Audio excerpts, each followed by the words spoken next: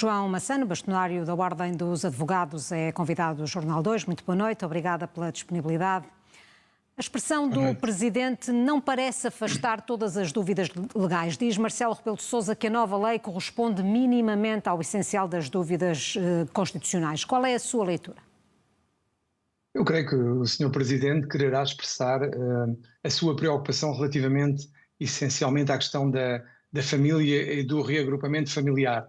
Mas como entendeu que as alterações feitas já correspondiam minimamente ao que o Tribunal Constitucional pretendia, penso que foi essa a razão pela qual ele entendeu promulgar sem pedir nova verificação da constitucionalidade. Acho que é isto que está em causa e as Mas dúvidas é que ele esse também coloca... o seu entendimento jurídico? Eu diria que nós estamos num campo muito complicado de definir uma posição, porque o jurídico aqui levanta-nos a questão de saber se, perante um país que, de facto, neste momento tem um problema grave em matéria de imigração, o que é que significa e o que é que se deve fazer relativamente à mesma imigração.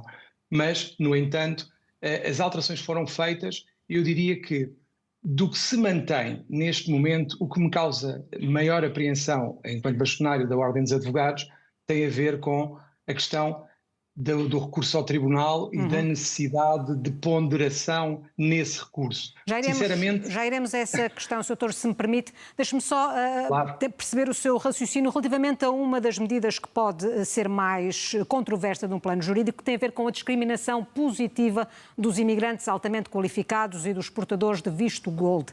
Do seu ponto de vista, é constitucional fazer esta discriminação? O Tribunal Constitucional entendeu, na verificação que fez, considerar constitucional essa alteração porque entendeu que a inconstitucionalidade não existia porque não haveria violação do princípio da igualdade, que era o que estava em causa e que muito bem referiu. No fundo, o que é que o Tribunal Constitucional entendeu? Que como havia uma fundamentação objetiva para essa, diria eu, violação do princípio da igualdade, e aqui coloco entre aspas, que não se justificava qualquer juízo de inconstitucionalidade. No fundo, o que é que o Tribunal disse? Foi uma decisão política do Governo. O Governo definiu que a política migratória, neste momento, deve privilegiar os Golden Visa e os trabalhadores altamente qualificados, e o Tribunal Constitucional entendeu que isso não violaria o princípio da igualdade. É óbvio que eu tenho dúvidas sobre isso, porque é evidente que o que se verifica é uma distinção entre, digamos, os imigrantes dos Golden Visa e dos trabalhadores altamente qualificados relativamente aos outros. Podemos até falar, diria eu, numa via verde para uns e numa via, eu diria, lenta para os outros. Eu tenho algumas dúvidas sobre esta matéria, vou ser muito franco, porque, de facto, há uma distinção entre dois tipos de imigrantes. O Tribunal Constitucional entendeu que, por causa da política migratória, objetivamente justificada, era uma opção política, naturalmente respeito, claro. E havendo uma dúvida, por ténue que seja, sobre o respeito da Constituição, deve um diploma ser promulgado? Ou seja, o argumento de que foi aprovado por 70% do Parlamento é suficiente? Esse argumento, para mim, é muito perigoso. Porquê? Porque estarmos a fazer depender, por exemplo, a observância de uma Constituição, de direitos fundamentais, da existência ou não de uma maioria, não me parece que seja razoável, porque nós sabemos muito bem que, por vezes, as maiorias nem sempre tomam as melhores decisões. Não é porque uma maioria entende, por exemplo, que determinada lei deve ir num determinado sentido que automaticamente essa lei deve ser aplicada num país. Imagino que de repente há uma maioria para aplicar a pena de morte ou reintroduzir a pena de morte em Portugal. Se for uma maioria de 70%, 80%, vamos aceitar o regresso da pena de morte, por exemplo? A questão é esta. Não é o argumento da maioria que me convence, bem pelo contrário.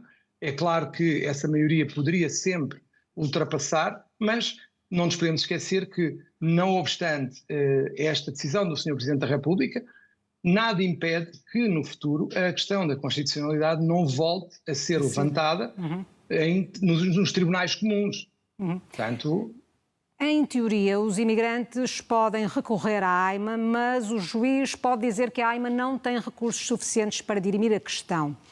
Como a AIMA tem milhares de processos pendentes, o imigrante, com base nesta nova lei de estrangeiros, fica na prática sem defesa?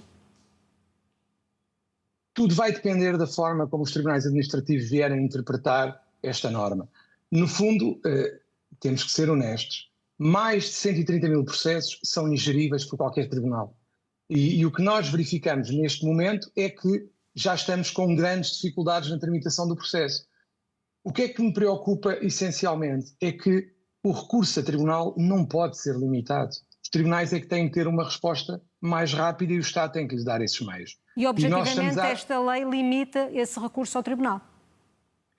Poderá limitar o recurso ao tribunal se os tribunais administrativos assim o entenderem. Claro que sim, é óbvio que sim. Se o tribunal disser não aceitamos esta intimação porque vai causar um prejuízo ou que, deixe-me ver, comprometer gravemente o exercício dos direitos, liberdades e garantias, ou existir aqui alguma situação que, de facto, o tribunal diga a AIMA não tem capacidade de resposta, o que é que vai acontecer? Recusar diligências, recusar ações, recusar intimações. Isso parece-me claramente perigoso, porque eu não posso aceitar que o recurso a um tribunal possa ser limitado por uma lei desta forma. Agora, eu acredito que os tribunais terão a ponderação necessária, como sempre tiveram, para que isso não venha a acontecer. Agora, se me diz, imaginemos que chegamos a uma situação em que há ordens de expulsão do país, as pessoas impugnam as ordens de expulsão, o que é que vai acontecer? Para essas ordens de expulsão serem cumpridas, vamos fazer o quê? Vai haver ou não vai haver a possibilidade de recurso a tribunal? É isto que temos que colocar em cima da mesa, porque, imagine, há claramente trabalhadores em situação ilegal, mas também há trabalhadores que não estão em situação ilegal e por atrasos da AIMA, atrasos do Estado português, podem agora ver-se compelidos a não poder recorrer a tribunal. Espero que isso não aconteça, muito sinceramente. João Massano, muito obrigada pela partilha desta análise e pelas questões que suscitou. Uma boa noite e obrigada. Muito boa noite, obrigado.